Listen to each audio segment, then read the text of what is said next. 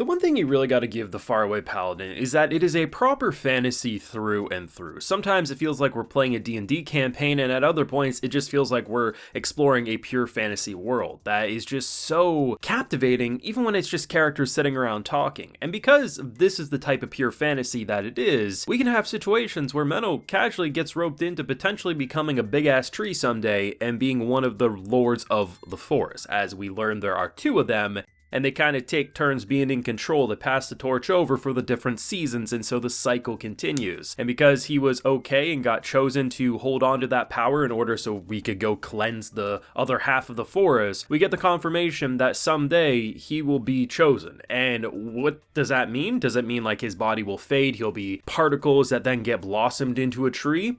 Potentially. Or is it just going to be that he gets to look as he does, or will he become something completely different? I mean, there is the information that he could potentially die before that happens if he doesn't want to go this route. But the idea that you can so casually turn favorite elf into potentially a giant talking tree without much struggle, that's the type of fantasy I yearn for. And between this and Free Ren, I think I'm eating very, very good for fantasy anime this season. Now, I do have a full live reaction to episode 2 of the Faraway Paladin over on my Patreon. If you would like to see that, it's over there if you're interested. There was a pretty good response overall to last week's video that I did, so we'll see. Sometimes first videos do a little better than anything else, so we'll see if this one does well, because if it does, then I can continue covering it here on the channel, but you know how the anime community is. If it ain't Demon Slayer anymore, a lot of shit just doesn't get watched, so let me know if you want me to keep covering it, and I will.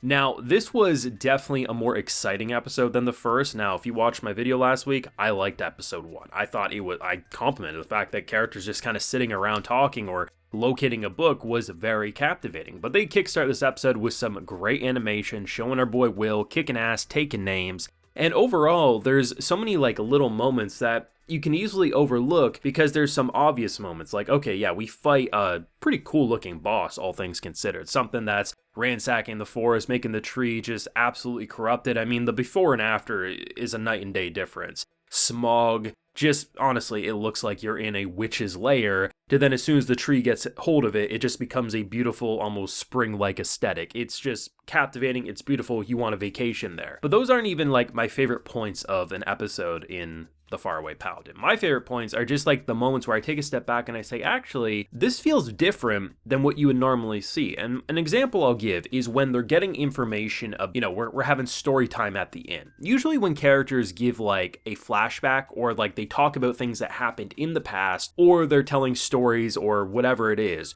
usually what an anime will do is that they'll like, even if it's not necessarily the character who is explaining its memories, they'll usually like, they'll go into a different scene, they'll have like maybe like a different aesthetic, like maybe it's hand-drawn pictures or whatever, to just really let the viewer understand what it is we're supposed to be interpreting this story as. Where the Faraway Paladin says, no, similar to playing a D&D campaign, it's up to the DM to properly explain what it is you're supposed to imagine, and we aren't just watching characters in an anime, we're watching real people experience these stories. So we watch Will, we watch Menel, and they're just sitting there. We don't get flashbacks, we don't get extra scenes to detail what it is she's saying with this story. Instead, we just have to imagine it in our heads, and it makes us feel like we're just a person in a scene, rather than just simply watching an anime. And hopefully you get what I'm talking about here, because if you've seen enough anime, you know exactly what I'm saying. Like, when we get characters talking and explaining flashbacks or story time, the anime will always shift to a different scene, a different art style or something to give you a better understanding. Where here, they just let you say,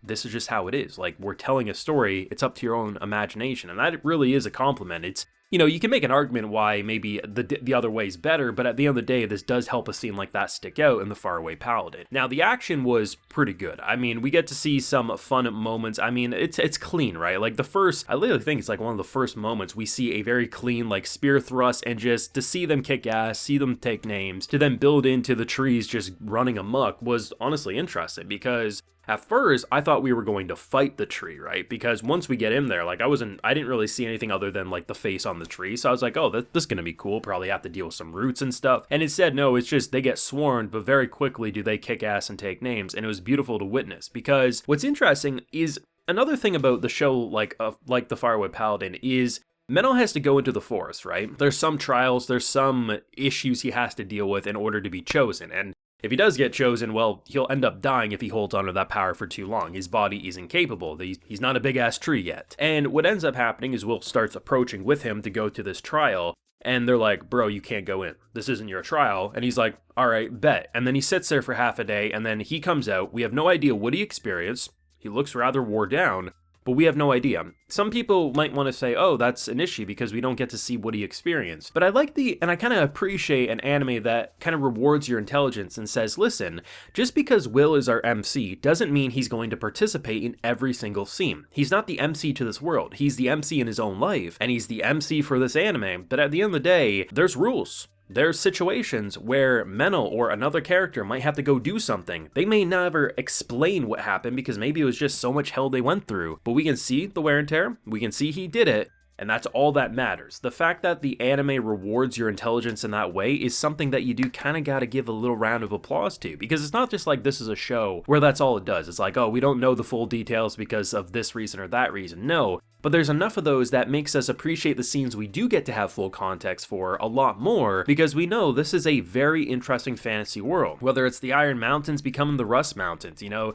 the idea of there's a lot of uncertainty of where this is going to go, but it definitely has my interest, very similar to how Season 1 did. Now, granted, I am fuzzy on a lot of Season 1's details because it's been over a year since I watched it, but I do start to remember certain things, like the fact that when we're having, you know, brunch time tea with the king or the ruler or whatever, I'm starting to remember, okay, yeah, I remember how Season 1 ended, you know, this dude wanted his help, and it's kind of cute seeing how Will and him kind of have like a similar mentality, and then Menel and like his servant or his advisor is kind of button heads because they're so similar. Like there's some fun little moments sprinkled throughout. Like I wish series like the Faraway Paladin were more talked about, because even though they may not always be the most exciting things at face value, I think anyone who's seen a handful of fantasy or a handful of isekai anime can tell that there is something special about this, that it goes about things in a way that you would probably expect to see in a light novel, but generally in anime, you know, they would take shortcuts. They would cut out what was considered slow and filler in order for just showing Will kick ass against some cool looking monsters. And while that is exciting, I do like seeing him kick ass against cool looking monsters. I mean, the things I come out appreciating the most is actually moments where I'm like, wow, you aren't actually telling me what he went through in that forest. You're actually appreciating the rules of a world, and not just saying because he's the MC he has to know these things. Or,